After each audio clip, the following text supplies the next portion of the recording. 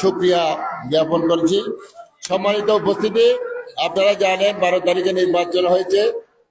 গতকালকে আমাদের সংসদের প্রথম অধিবেশন হয়েছে।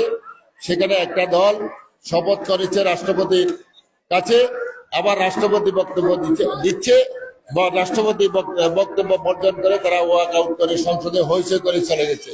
এই হলো আমাদের দেশে একটা পক্ষ এখনো দেশটাকে অস্থিতিশীল করার জন্য চেষ্টা করছে। আমরা সবাই সতর্ক থাকবো। আমাদের প্রাণপ্রিয় নেতা বর্তমান প্রধানমন্ত্রী দেশনায়ক তারেক রহমান আজকে যেভাবে নির্বাচন আগে প্রতিশ্রুতি দিয়েছে, প্রত্যেকটা পদক্ষেপ ইতিমধ্যে আপনারা দেখেছেন। প্রত্যেকটা পদক্ষেপ উনি হাতে নিয়েছে।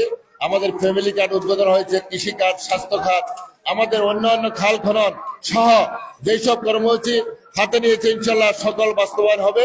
যত ষড়যন্ত্র আসুক আমাদেরকে নিচ্ছিন্ন করতে পারবে না ইনশাল্লাহ।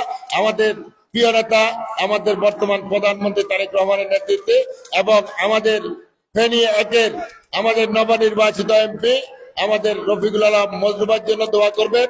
উনি যাতে আমাদের আমানত দিয়েছেন 5 বছরের জন্য, এই আমানতকে উনি কাজে লাগিয়ে যাতে আমাদের ফেনী একের উন্নয়ন করতে পারে। যেহেতু বেগম জিয়ার সিট, বেগম জিয়ার নামের উপরে এখানে আমাদের মজলু ভাই সংসদে আমাদের তারেক রহমানের কাছে যা চাইবে আশা করি তা হবে ইনশাল্লাহ।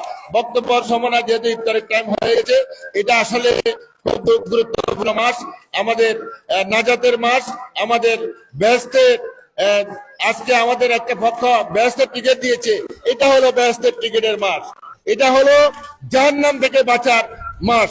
আমাদের ওলামায়ে কেরাম দোয়া করে বিভিন্ন জায়গায় যাতে করে আমরা গুনাহগার বান্দা যারা আছি আমাদেরকে আল্লাহ নাজাতের ফয়সালা করে দে।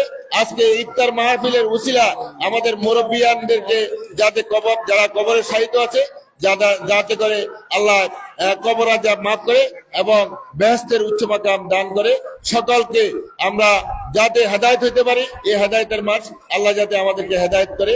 আমি এই বলে আমার সংক্ষিপ্ত আলোচনা এখানে শেষ করলাম। আসসালামু আলাইকুম।